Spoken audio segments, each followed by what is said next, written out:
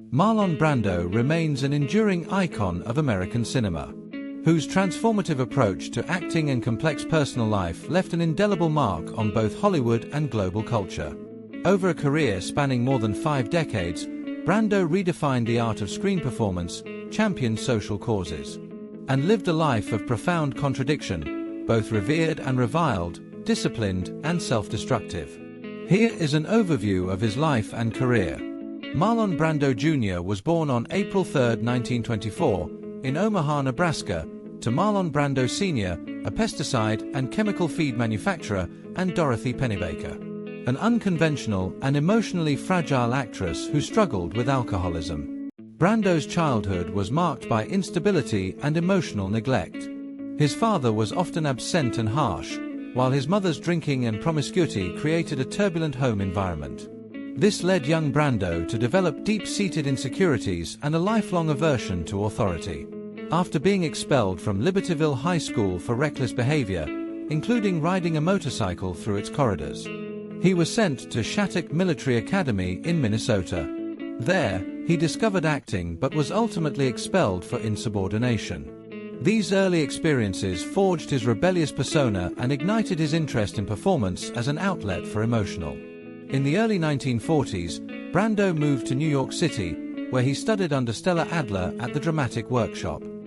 Adler introduced him to the Stanislavski system, which emphasized psychological realism and emotional authenticity. Rejecting the theatricality of earlier acting styles, Brando pioneered a naturalistic approach that prioritized subtlety and inner truth.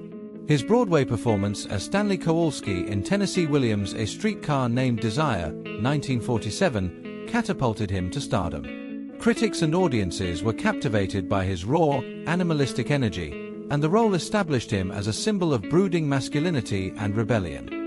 He reprised the role in the 1951 film adaptation, earning his first Academy Award nomination. Brando's run of critically acclaimed performances throughout the 1950s solidified his status as a cultural force. He won his first Oscar for Best Actor for On the Waterfront, 1954, delivering the legendary line, "I could have been a contender with heartbreaking vulnerability." Other defining roles included the rebellious biker in The Wild One, 1953, which became a touchstone for youth disillusionment, and Emiliano Zapata in Viva Zapata, 1952, which showcased his ability to embody historical figures with depth and humanity. Despite his success, Brando grew disillusioned with Hollywood's commercialism and often clashed with directors over creative control. His insistence on authenticity sometimes manifested as difficult behavior on set, particularly during the production of Mutiny on the Bounty, 1962, which was plagued by budget overruns and Brando's demands for script changes. By the 1960s, Brando's career had waned, but it experienced a spectacular resurgence with 2 iconic roles in 1972. Don Vito Corleone in Francis Ford Coppola's The Godfather and Paul in Bernardo Bertolucci's Last Tango in Paris. As Corleone, Brando delivered a masterclass in restrained power, using subtle gestures and vocal inflections to create one of cinema's most unforgettable characters. He won his second Academy Award for the role but refused it in protest against Hollywood's mistreatment of Native Americans. In his later years, Brando took on smaller, often eccentric roles in films like Superman, 1978, Apocalypse Now, 1979, and The Score, 2001. Sometimes motivated primarily by financial needs. Despite variable critical reception, his performances remained compelling testaments to his unparalleled talent. Brando's personal life was as tumultuous as his career was illustrious. He married 3 times, to actresses Anna Kashfi, Muvita Castaneda, and Tarita Terapapia, and fathered at least 11 children. His relationships were often fraught with drama, including his long-term affair with Rita Moreno, who once attempted suicide amid their turbulent involvement. Tragedy marred his family life.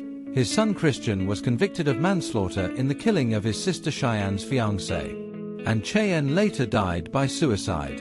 Brando also struggled with his weight, health issues, and increasing reclusiveness in his later years. Beyond acting, Brando was a dedicated activist. He supported civil rights, Native American causes, and humanitarian efforts, using his platform to speak out against injustice. His commitment to social issues was deeply intertwined with his personal philosophy, as he once reflected, "Unless we get together, we're gonna fall apart." Marlon Brando died of respiratory failure on July 1, 2004, in Los Angeles. His legacy endures. He revolutionized acting by introducing psychological realism to the mainstream, inspiring generations of performers, from James Dean to Robert De Niro. Despite his personal struggles, Brando remains a symbol of artistic integrity and transformative power in cinema. His life and career serve as a testament to the complexities of genius, a man who forever changed acting while grappling with the demons of his past. As he once noted, "The beginning of all wisdom is in self-knowledge," a pursuit that defined both his art and his life. Key highlights of Marlon Brando's career. Here is a summary of his most significant achievements. Aspect details. Born April 3, 1924, Omaha, Nebraska. Breakthrough role Stanley Kowalski in A Streetcar Named Desire, 1947 stage. 1951 film. Academy Awards Best Actor for On the Waterfront, 1954, and The Godfather, 1972. Iconic performances Viva Zapata, 1952. The Wild One, 1953, Last Tango in Paris, 1972, Apocalypse Now, 1979. Activism advocated for civil rights and Native American causes. Death July 1, 2004, Los Angeles, California. Brando's life and work continue to inspire actors and audiences alike, reflecting the profound impact of an artist who dared to be both vulnerable and revolutionary.